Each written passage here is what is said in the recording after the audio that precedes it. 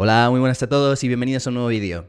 Hoy seguimos hablando sobre el campo de la visión artificial y vamos a ver una nueva tarea que en este caso es la de la segmentación de imágenes. En vídeos anteriores ya hemos visto cómo hacer clasificación, que es simplemente dada una imagen, asignarle una etiqueta. También hemos hablado de la localización, que consiste en dibujar una caja que delimite el objeto principal dentro de la imagen. Hemos visto cómo hacer localización y clasificación, que es combinar esta caja con la tarea de clasificación para decir no solo dónde se encuentra este objeto, sino además de qué objeto se trata. Y también hemos hablado de la detección de objetos, que es muy similar a la localización, sin embargo podemos tener un número indeterminado de objetos dentro de la misma imagen. Entonces, en la tarea de segmentación, que es la que vamos a explicar hoy y en los próximos vídeos también, básicamente lo que tenemos que hacer es llevar esto al extremo y es directamente clasificar todos y cada uno de los píxeles que tenemos en una imagen. Esto va a requerir unas arquitecturas de redes neuronales particulares y eso es lo que vamos a ver. Así que nada más, vamos a ello. Muy bien, pues aquí estamos en un notebook en Google Colab. Como siempre, en la descripción del vídeo encontraréis el link para vosotros poder jugar con el código. Y como comentaba, lo que vamos a ver es la tarea de la segmentación, que es clasificar todos y cada uno de los píxeles que podemos encontrar en una imagen.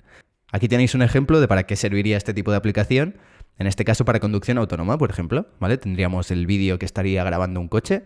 Y este vídeo, que podemos separar en frames, se lo daríamos directamente a nuestra red neuronal, que lo que nos tendría que dar es esto que tenemos abajo, ¿vale? Que como veis es exactamente lo mismo que tenemos arriba, pero en vez de tener los píxeles normales que tenemos a la entrada, pues lo que tenemos es la categoría que correspondería a ese píxel, ¿vale? Estamos clasificando cada uno de estos píxeles por separado. Como veis tenemos varias clases aquí listadas en la derecha, pues tenemos el cielo, que en este caso está representado con el color gris. Podríamos encontrar también otros vehículos, que en este caso tienen este color más violeta, ¿vale? Y aquí tendríamos este mapa de segmentación que se llama, que es lo que nos da la red a la salida.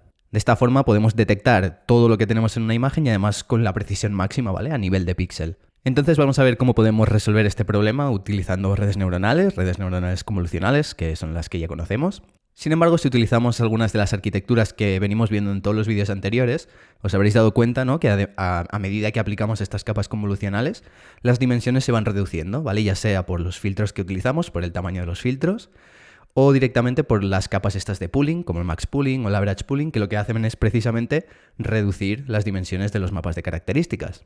Esto en su día ya hablamos de ello en el vídeo de redes neuronales convolucionales, pero lo hacemos para poder detectar diferentes características a diferentes escalas. Esto además también se traduce en que como estos mapas de características son cada vez más pequeños, pues nuestras redes son más eficientes, son más rápidas de calcular. Cuando resolvíamos problemas de clasificación, lo que hacíamos es simplemente coger la salida de la última capa convolucional y la conectábamos con un perceptor multicapa, le poníamos un número de neuronas a la salida igual que el número de clases y eso lo utilizábamos para clasificar. En el caso de la localización hacíamos lo mismo, pero en vez del número de clases utilizábamos solo 4 salidas, ¿vale? Para detectar las coordenadas de la caja. Cuando hemos hecho los casos de detección, por ejemplo, lo que hacíamos era algo similar, pero para cada uno de estos mapas intermedios de características, ¿vale? Para poder hacer esta detección a diferentes escalas. En cualquier caso, siempre íbamos reduciendo la dimensión, ¿vale? Y en este caso no nos serviría porque nosotros a la salida queremos tener exactamente algo con las mismas dimensiones que lo que tenemos en la entrada, ¿vale? Con el mismo número de píxeles, tanto en el alto como en el ancho.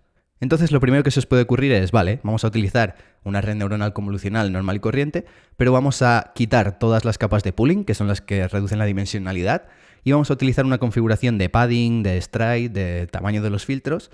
Vamos a utilizar la combinación adecuada para que no se reduzca esta dimensionalidad, de forma que desde la entrada hasta la salida mantengamos las mismas dimensiones.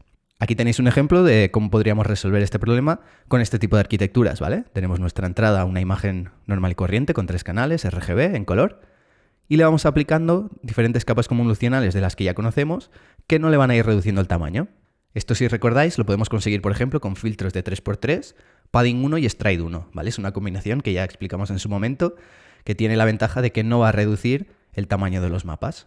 Si utilizamos esta combinación de filtros desde el principio hasta el final y no utilizamos pooling, al final lo que tendremos es un mapa de características con el mismo tamaño que le hemos dado a la entrada. Lo único que tendremos que hacer es cambiar el número de canales y asegurarnos que a la salida el número de canales que tengamos equivale al número de clases, de forma que en cada uno de los canales tendremos la probabilidad de cada una de las clases para cada píxel. El problema de utilizar ese tipo de arquitecturas es que vamos a perder un poco lo que comentaba al principio, ¿vale? De poder detectar características a diferentes escalas, ¿vale? Porque estamos trabajando siempre con la escala más grande. Y eso no puede ser lo que busquemos. Además, otro problema es que como estos mapas de características van a tener siempre el tamaño original, estas redes convolucionales pues van a ser muy pesadas, ¿vale? Van a ser muy costosas computacionalmente, porque estos mapas de activación, que al final pues los tenemos que guardar en memoria, van a ser muy grandes. Entonces lo que nos gustaría es tener algo como lo que vemos aquí, en esta segunda figura, ¿vale? Utilizar una red neuronal convolucional como las que ya conocemos, que van a ir reduciendo este tamaño, ya sea por los filtros que aplicamos o porque utilizamos pooling, y luego de alguna manera pues recuperar estas dimensiones originales simplemente agrandando estos mapas de características, ¿vale? Ahora vamos a ver cómo podemos hacer esto. Este tipo de arquitecturas también se llaman como encoder-decoder, ¿vale? Porque tenemos una primera parte que es el encoder, que se encargaría de coger la imagen original y darnos una versión comprimida, ¿vale? Con menos números, representar la misma información que tenemos en la imagen original. Y por otro lado tenemos el decoder, ¿vale? Que como veis es muy similar, pero invertido, ¿vale? Como si lo viésemos desde un espejo. Partimos de la información condensada y tenemos que ir haciendo estos mapas cada vez más grandes, reduciendo el tamaño de filtros en vez de aumentarlos, de forma que al final tengamos un mapa con las mismas dimensiones que lo que teníamos al principio para poder asignar una clase a cada uno de los píxeles. Esta operación que tenemos aquí en color azul, que lo que haría sería agrandar el tamaño de estos mapas de características, se puede conseguir de varias formas. Sin embargo, una que se utiliza mucho es la convolución traspuesta. Aquí tenéis un ejemplo de esta operación y tenéis que pensar en ella como una convolución como las que ya conocemos, ¿vale? Os dejo el link en el vídeo en que explicamos qué son estas operaciones de convolución. Pues tenemos algo parecido pero que funciona al revés, ¿vale? En vez de coger muchos valores y calcular un solo número, pues coge un solo número y nos devuelve muchos valores. Seguimos teniendo filtros, que en este caso los aplicaríamos a un solo valor del mapa de entrada, y como salida pues tenemos más de un valor, ¿vale? De esta forma estamos agrandando nuestros mapas de características. La ventaja de utilizar estas convoluciones traspuestas es que, como comentaba, utiliza filtros, por lo tanto parámetros que la red va a entrenar.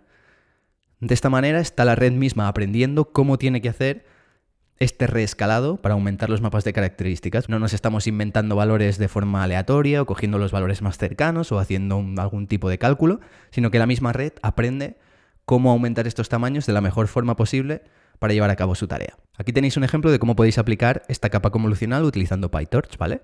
Lo que me he hecho es un tensor de prueba. Imaginaros que tenemos un batch de 64 mapas de características con 10 canales y de tamaño 20 por 20, ¿vale? Esto es algo que podríamos encontrar dentro de una red convolucional. Y nuestro objetivo es coger esto y aumentarle el tamaño al doble. Pues para eso vamos a utilizar la red convolucional traspuesta, ¿vale? En PyTorch la tenemos definida como com_transpose 2D, ¿vale? También tenemos la 1D, la 3D, igual que tenemos las convoluciones 1D, 2D y 3D. Y según la combinación que utilicemos del tamaño del filtro, el padding y el stride, pues obtendremos una salida u otra. Si vais a la documentación, ¿vale? Allí podéis encontrar cómo calcular estos valores.